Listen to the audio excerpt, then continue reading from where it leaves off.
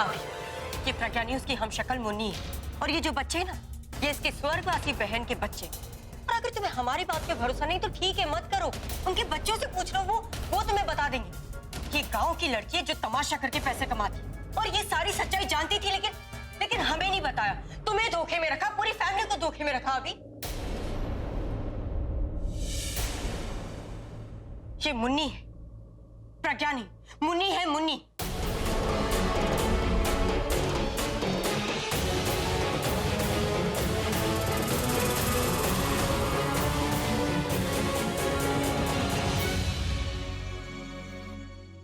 मैं कहाँ फंस गई? ना मैं अपना सच बता सकती हूँ क्योंकि मेरे पास सबूत नहीं है। मुझे मुन्नी की जरूरत है अपना सच साबित करने के लिए, और वो यहाँ नहीं है। दी अब भी कुछ नहीं बोल रही।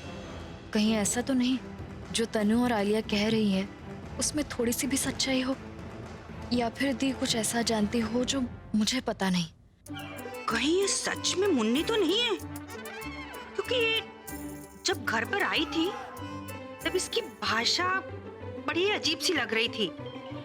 ये बिल्कुल गांव की गवारन लग रही थी। या अल्लाह, मैं क्या करूं? इनका तो काफी खून बह रहा है। भाईजान प्लीज थोड़ा जल्दी चलाइए ना, इनका काफी खून बह चुका है। इन्हें हॉस्पिटल पहुंचाना बहुत जरूरी है। भाईजान थोड़ा जल्दी कीजिए ना। या अल्लाह, इस लड़की की जान बचा लो। पता नहीं इसके घर वालों को मालूम भी है या नहीं। फोन भी नहीं है इसके पास। क्या करूं मैं, क्या करूं?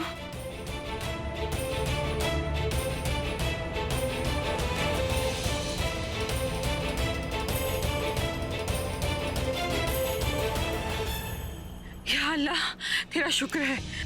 सुनो, क्या नाम है तुम्हारा? कहाँ रहती हो तुम? तुम्हारा घर कहाँ पे है? तुम्हारे घर का नंबर दो ना, ताकि मैं उन्हें फोन करके इत्तला कर दूं।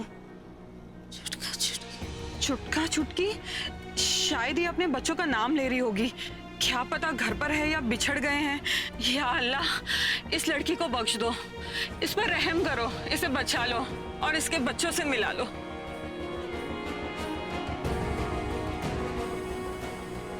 भाईजान प्लीज थोड़ा जल्दी चलाइए ना। अब मैं तुम्हारी जुबान से एक लफ्ज भी नहीं सुनना चाहता। मुझे ना तुम पर भरोसा है ना आलिया पे। मुझे जिस पे भरोसा है ना, मैं अब उसी की सुनूंगा। प्रज्ञा तुम चुप मत बैठो, प्लीज बताओ ये लोग क्या बोल रहे हैं? ये लोग बोल रहे हैं कि तुम प्रज्ञा हो ही नहीं। प्रज्ञा, ये लोग तुम्हारे वजूद को खत्म कर रहे हैं। मैं जानता हूं ना तुम्हें, मैं पहचानता हूं, मैं तुम्हें महसूस करता हूं। प्रज्ञा, अगर एक्सीडेंट के बाद तुम प्लास्टिक सर्जरी भी करके आती ना, तो मैं तुम्हें टच करके बता लेता कि तुम ही मेरी प्रज्ञा हो।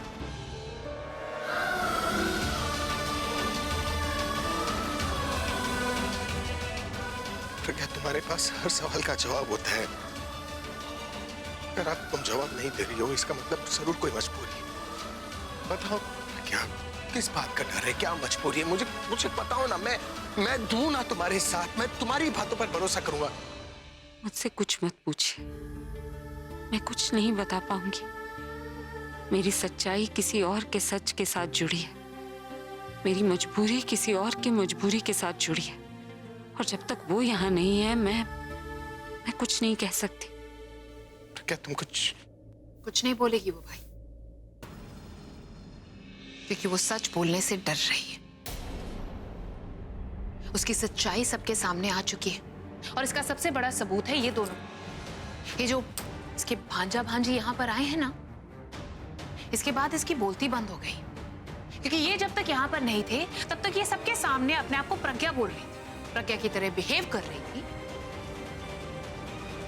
प्रज्ञा की तरह सबसे काम करवा रही थी। लेकिन अब जब ये यहाँ पर आ गए हैं तब इसकी बोलती बंद हो गई।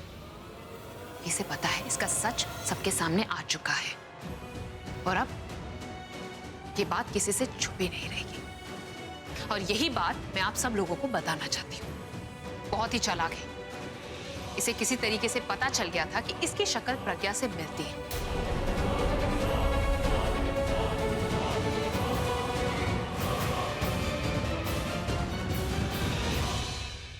और भाई आपका क्या है, आप तो इतने बड़े रॉक स्टार हैं, हर कॉन्सर्ट में आप कभी ना कभी प्रज्ञा को याद करते ही रहते हैं। आई एम श्योर इसने देख लिया होगा। और उसको समझ में आ गया होगा कि आप अब भी प्रज्ञा को याद करते, उसे ढूंढ रहे। फिर इसने अपना दिमाग चलाया होगा और कहीं से पता लगाया होगा कि आपके और मेरे बीच में प्रॉब्लम्स है, जिसकी वजह से आपने मुझे और तनु को इस घर से बाहर निकाल दिया था। इसने मौके का फायदा उठाया और किसी तरीके से हमारे सामने प्रज्ञा बनकर आ गई। मौका और दस्तूर दोनों मिल गए। इसे पता था आपको प्रज्ञा चाहिए थी और मुझे और तनु को इस घर में पनाह चाहिए थी। वो बहुत अच्छी तरीके से मालूम था ये सब कुछ तभी होगा जब ये यहाँ पर प्रज्ञा बनकर आएगी। तो भाई याद है वो कॉन्सर्ट की रात जहाँ पर आपने अनाउंसमेंट की थी प्रज्ञा के बारे में, जहाँ पर तनु और मुझे भी पता चला था कि आप उसे ढूंढ रहे हैं, शी इज गॉन मिसिंग, और हम भी उसे ढूंढने निकले थे। ये उसी रात हमें मिली। एक सोची समझी साजिश। मुझे तो अपनी आंखों पर विश्वास नहीं हुआ था जब मैंने इसे देखा। एक पल को लगा जैसे प्रज्ञा सामने आ गई। जो गलत काम हमने किए थे, जिसका पश्चाताप हम करना चाहते थे, वो मौका हमें मिल रहा था। और इसको देखकर इतनी खुशी हुई कि भगवान को कितनी बार थैंक यू बोला कि थैंक गॉड हमें प्रज्ञा मिल गई। अब हम इसे अपने भाई के पास ले जाएंगे और सब कुछ ठीक हो जाएगा। लेकिन हमें क्या पता था कि ये प्रज्ञा नहीं, प्रज्ञा की हमशक्ल है। और फिर इसने एक्टिंग करना शुरू किया हमारे सामने कि इसकी तबीयत खराब है, बहुत वीक फील कर रही है, आधी याददाश्त भूल चुकी है, कुछ याद है कुछ नहीं। शक्ल तो है ही इसके पास प्रज्ञा की, ज्यादा कुछ काम करने की जरूरत नहीं पड़ी। बस फिर हम इसे घर लेके आए और उसके बाद क्या हुआ सब जानते हैं।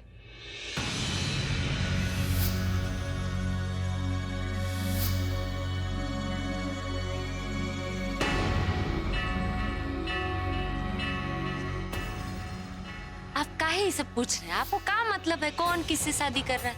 देखिए आप पंडित आदमी है ना, आप अपना दक्षिणा उच्छिना लीजिए और जो बोला जा रहा है वो कीजिए चुपचाप। हमें एक शादी उनके लिए भी करनी चाहिए ना, ताकि उन्हें भी पता लगे कि हमारी शादी कैसे हुई थी, क्या वचन लिए थे। जब आप पहली बार प्रज्ञा जब हम हमसे शादी किए थे तब तो सब देख लिए थे। फिर ये सब पक्का है क्यों?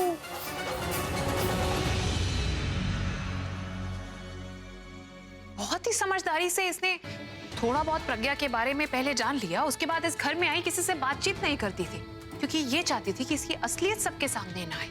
और धीरे धीरे इसने सबके तौर तरीकों को देखा, समझा और उसे अपना लिया क्योंकि इसे बहुत अच्छे तरीके से पता था अगर ये उस वक्त बातचीत करती, सबसे घुलती मिलती तो सबको समझ में आता था कि एक नंबर की गवार है। लेकिन बहुत समझदारी से इसने धीरे धीरे अपने आप को प्रज्ञा की तरह बना लिया, उसकी तरह कपड़े पहनने लगी। धीरे धीरे इसकी बातचीत में सुधार आने लगा, ये प्रज्ञा की तरह बात करने लगी। हाँ, आलिया एकदम सही कह रही है। अभी जब ये आई थी ना, आलिया और तनु इसे लेकर, तो ये एकदम गांव की गवारन थी।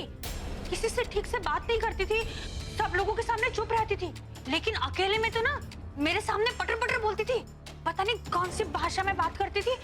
और तो और इसने अपनी मौसेरी बहन बना लिया था मुझे। एकदम गांव की गवारन जैसी दिखती भी थी, पहनावा वगैरह सब कुछ। लेकिन धीरे धीरे अचानक से ये प्रज्ञा बन गई।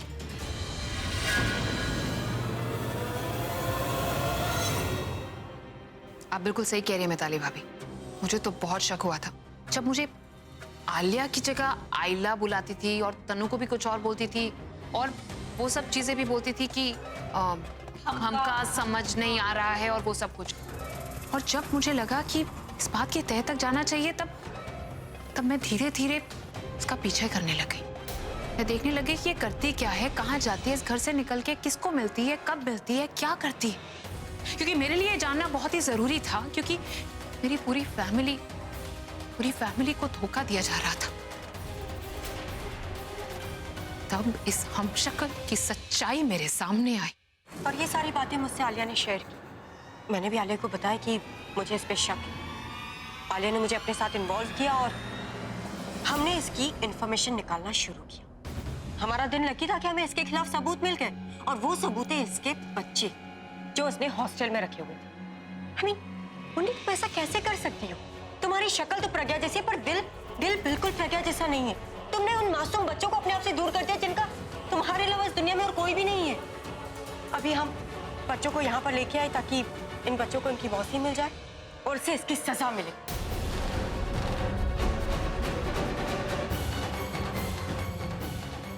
सब कुछ प्लान करके इस घर में आई थी। भाई, आई नो आप मेरी बात का बिल्कुल विश्वास नहीं करेंगे, तनु की बात का बिल्कुल विश्वास नहीं करेंगे, लेकिन इन बच्चों की बात का तो जरूर विश्वास करेंगे ना। दादी आप ही कहती है ना, बच्चे भगवान का रूप होते हैं, तो इनसे पूछ लीजिए कि इन बच्चों का इससे क्या रिश्ता है। कुछ नहीं सुना मुझे। तुम सच जानना चाहते ना, हम सच ही बोल रहे हैं। बच्चे सच बोलना चाहते, तुम बच्चों की बात सुन लो।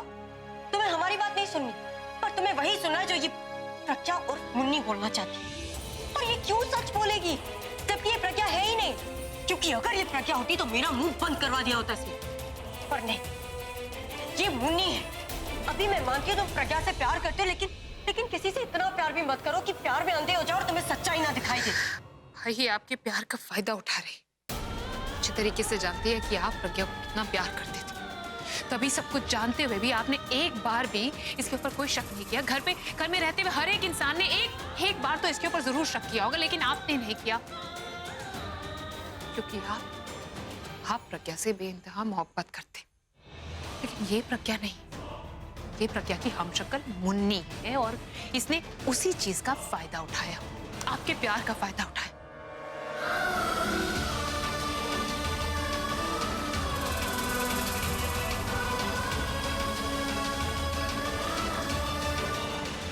सोच सोच के डर लगता है कि अगर हमें ये सच पता नहीं चलता तो पता नहीं है क्या क्या करती है, आपको कैसे हर्ट करती, इमोशनली, फाइनेंशियली, पता नहीं क्या क्या कर सकती है। ये क्या क्या सोच के आई है इस घर में।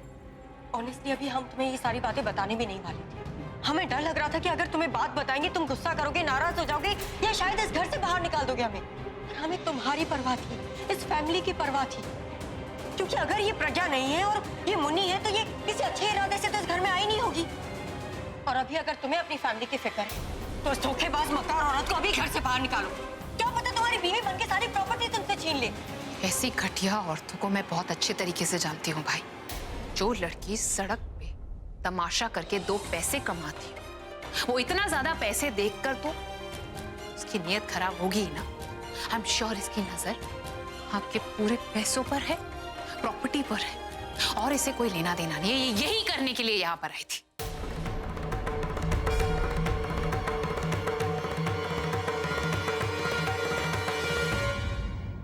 इन दोनों ने मुझे बहुत बुरी तरह फंसा दिया, लेकिन मैं सबको सच कैसे बताऊं? जब तक मुन्नी यहाँ नहीं आती मैं सबको सब कुछ नहीं बता सकती। अगर वो यहाँ आ जाए ना एक बार तो तनु और आलिया का प्लान उन पर खुद भारी पड़ जाएगा। मुझे किसी भी तरह मुन्नी से बात करनी होगी। उस आदमी से पूछना होगा कि उसे ये फोन कहाँ मिला, या फिर वो एक बार मेरी मुन्नी से बात करवा दे, हम उसे मोबाइल वापस दे देंगे। मुझे फिर से फोन करना चाहिए। ये भगवान वो आदमी एक बार फोन उठा ले और मुन्नी से बात करवा दे।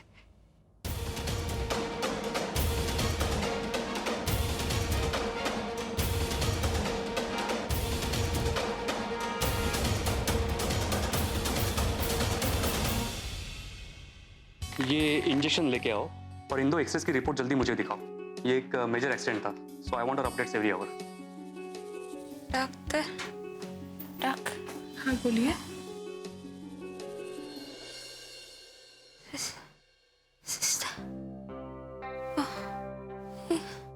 समझ में नहीं आ रहा है, बोलो। देखिए आप अभी आराम कीजिए, आप अभी ठीक नहीं है। जरूरी बहुत। देखिए आप अभी ठीक नहीं है। हमारे बच्चे एक ठो फोन आप खतरा उनको। मैं फोन करती हूँ।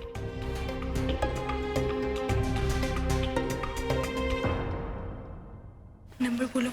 9 हाँ 8 5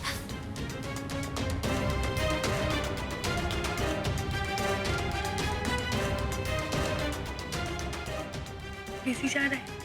एक ठो और बार करो कर।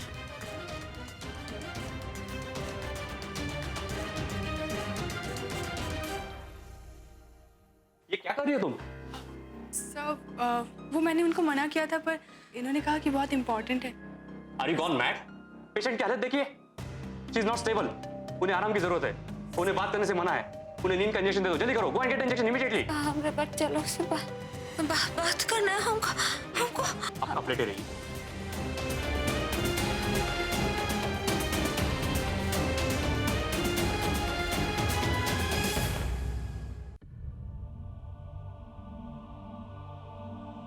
उसने तो फोन ही स्विच ऑफ कर दिया, शायद डर के मारे सिम ही निकाल दिया।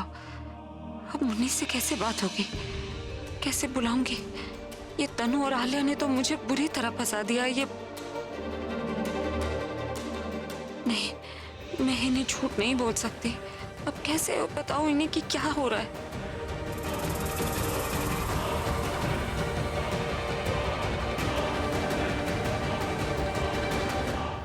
भाई, अभी भी आपको हमारी बात का विश्वास नहीं हो रहा है ना? लेकिन इसकी खामोशी इसके झूठ का प्रूफ है।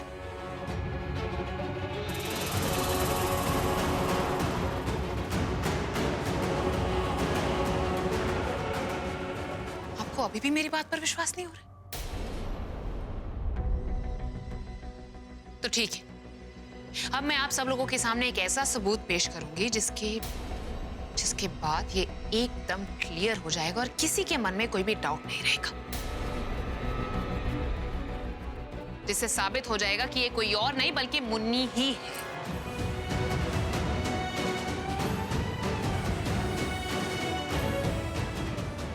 I'll be back.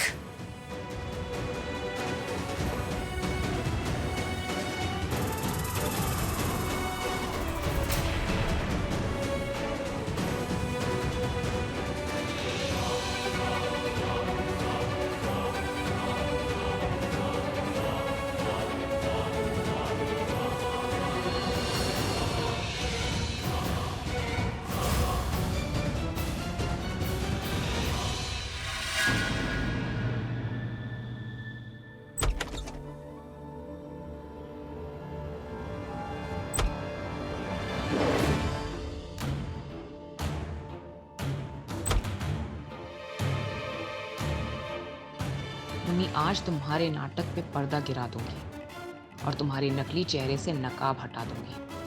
कल मुझे भी लगता था कि नहीं, जो तनु कह रही है वो गलत है, पर अब लग रहा है कि तुम्हारी लगाम अब खींचनी ही पड़ेगी।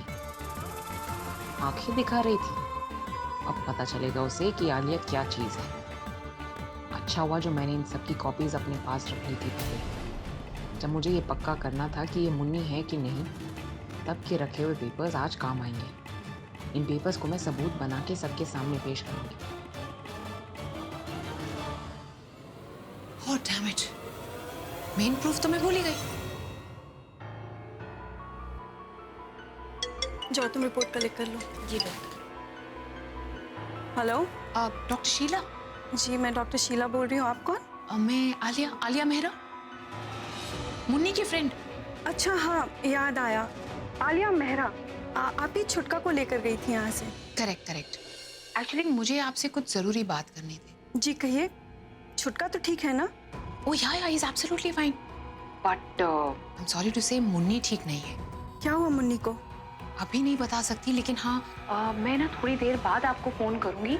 आप नेटवर्क एरिया में रहिएगा और अब मेरा फोन उठा लीजिएगा, वीडियो कॉल करूंगी, आप उससे बात कर लीजिएगा। हो सकता है शायद उसे बेटर फील हो या उसके लिए चीजें ठीक हो जाए। हाँ डॉक्टर, फोन उठाइएगा। हाँ ओके, थैंक यू।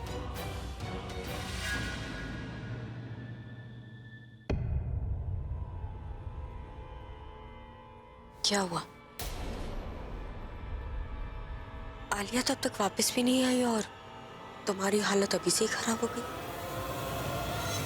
चैलेंज किया था ना मुझे कि अभी मेरा कभी नहीं हो सकता, मैं एक घर छोड़ के चली जाऊं, उसे छोड़ दूं। बट आई थिंक फिलहाल तो तुम्हें खुद का ध्यान रखना चाहिए, क्योंकि अभी तुम्हारा पर्दा फाश होने वाला है और इस नजारे को मैं बहुत एंजॉय करने वाली। अब क्या प्रज्ञा को मरते हुए तो नहीं देख पाई, पर तुम्हें बेइज्जत होते हुए देखूंगी तो दिल को तसल्ली मिलेगी।